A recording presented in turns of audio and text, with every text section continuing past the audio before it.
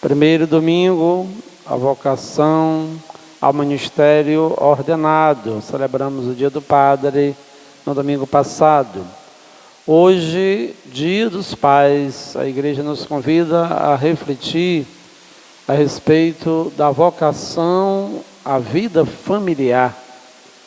Por mais que seja óbvio para muitas pessoas, o homem deixar o pai e a mãe, se unir à sua mulher, formar uma só carne e ter filhos, mas de fato é uma vocação especial, porque há muitos que colocam filhos no mundo, mas não os amam.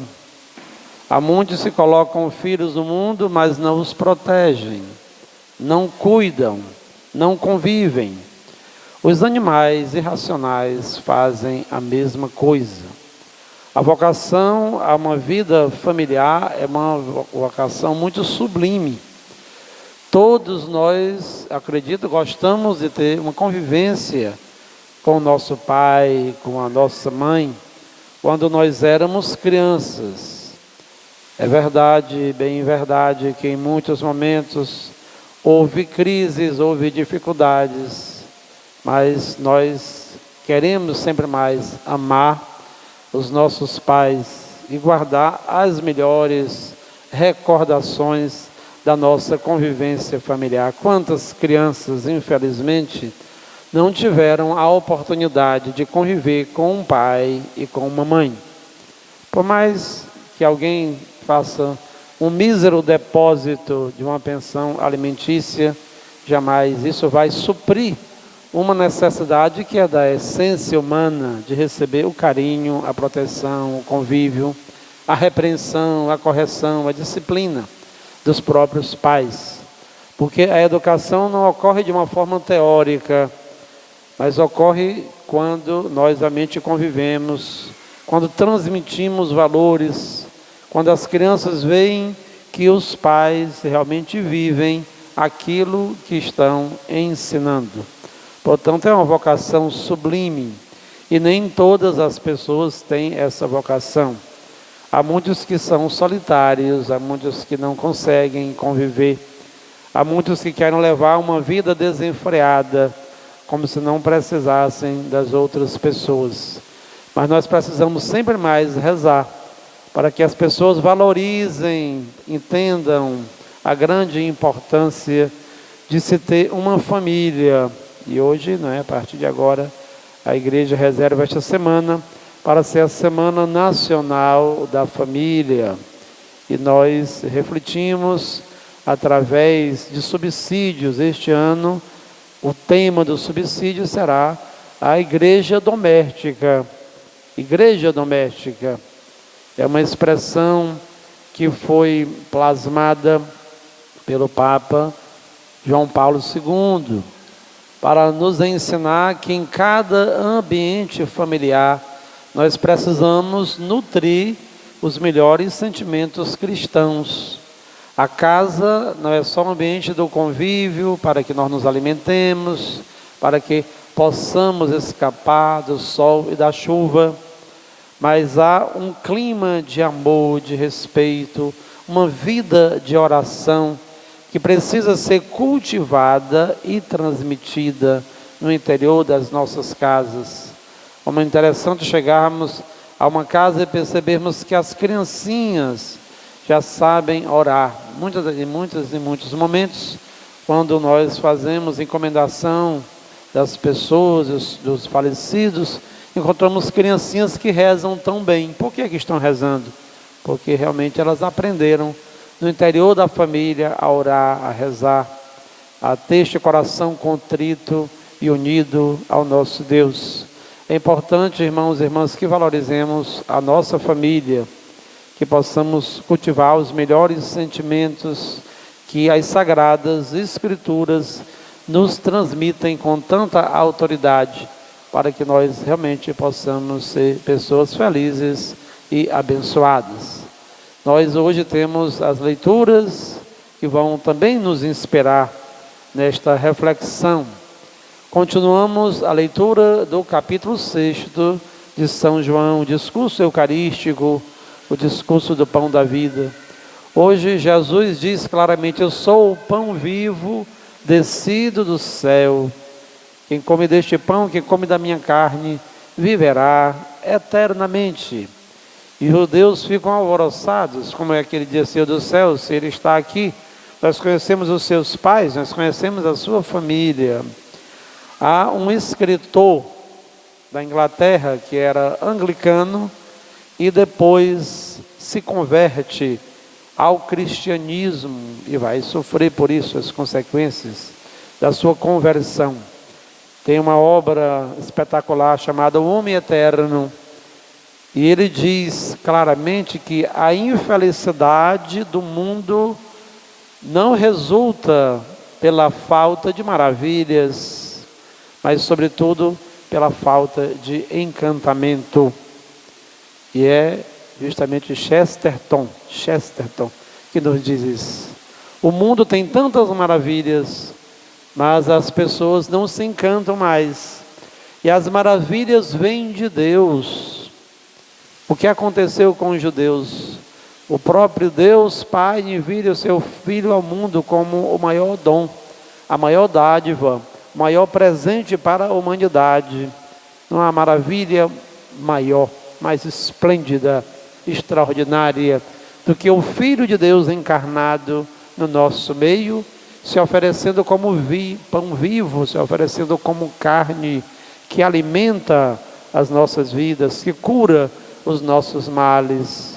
Jesus é a maior maravilha, mas os judeus não se encantaram, os judeus zombaram, os judeus foram indiferentes. Então não é a falta de maravilha, porque da parte de Deus Ele nos oferece as maiores maravilhas, mas da parte do ser humano falta esta capacidade de apreensão, de encantamento, de assombro, de espanto, de reconhecimento da grandeza de Deus, das maravilhas de Deus. Isso nos falta. Assim como aos judeus faltou este encantamento em reconhecer Jesus como Filho de Deus, talvez no dia a dia nós também estejamos acostumados, habituados a receber tantas maravilhas. Os pais se doam tanto, os pais se dedicam tanto, se esforçam tanto para o bem da família, e por vezes os filhos são ingratos, são indiferentes, não reconhecem o sacrifício, não reconhecem a abnegação, e em muitas ocasiões os pais também desfalecem e se entristecem, se desencantam por tamanha ingratidão. A primeira leitura do livro dos Reis mostra um profeta que também está desencantado, que também está desanimado. É tão ruim nós oferecermos tanto às pessoas, oferecermos o máximo de nós, e as pessoas não reconhecerem e serem ingratas. Imagina Jesus que entrega a própria vida, que se sacrifica na cruz, que morre por uma humanidade tão pecadora e tão ingrata. Jesus realmente sente o abandono. Jesus se entristece. Meu Deus, por que me abandonaste? São palavras de nosso Senhor Jesus Cristo.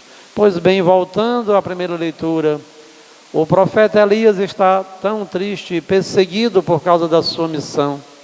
Está triste porque o rei Acais e Jezabel, eles estão em perseguição e ele está fugindo como um profeta de Deus.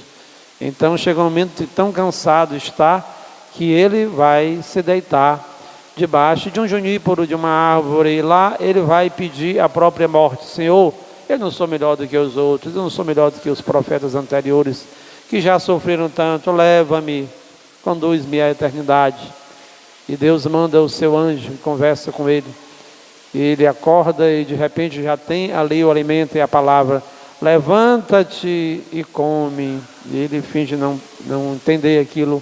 Levanta-te e come, levanta-te e anda, porque o caminho é longo, a missão é longa, ainda tens um longo caminho a percorrer. Este alimento que ele recebe é também o prelúdio, antecipação do alimento sagrado que é a Santa Eucaristia.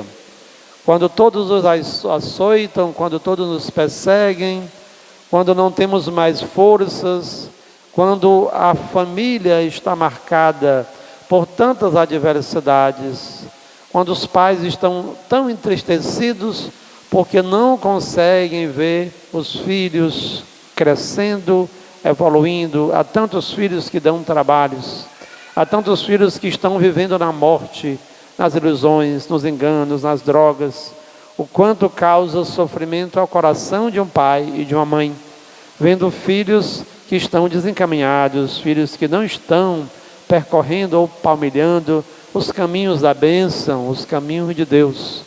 E há muitos pais que se entristecem, há muitas pessoas que se desequilibram, há pessoas que pedem a própria morte, há pessoas que atentam contra a própria vida, porque se tornam tão fragilizadas e se esquecem de buscar o alimento sagrado, que é a Santa Eucaristia. Na Santa Missa, nós temos o pão da palavra. A palavra de Deus nos ilumina.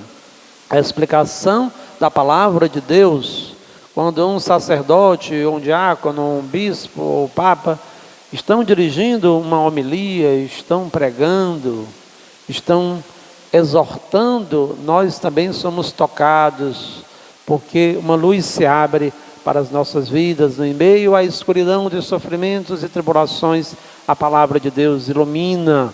Mas não é só a palavra que é alimento, é o próprio corpo de Cristo, que alimenta as nossas fraquezas, que cura os nossos males. Que nós possamos aderir à palavra, à santa palavra, que possamos comungar também dignamente, para que possamos ser fortalecidos na nossa fé, na nossa caminhada. Entreguemos ao Senhor a nossa vida, a nossa família. O que fez Elias? Ele quis desistir. Ele pensou que ele mesmo não tinha forças, e é verdade. A força não veio dele. Humanamente falando, ele estava derrotado. Mas a força vem do alto.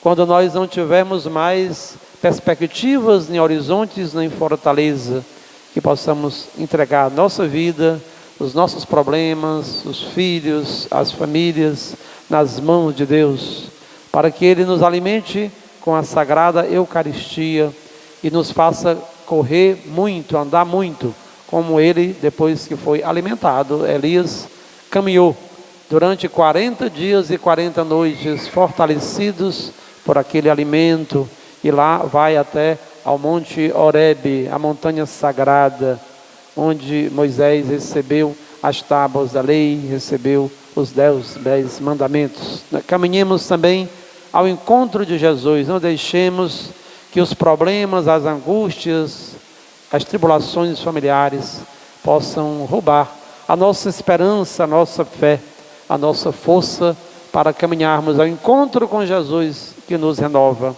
Subir esta montanha é o encontro do Senhor e depositar em suas mãos a nossa vida, os nossos problemas. Só Ele nos cura, só Ele nos alimenta, só Ele nos fortalece.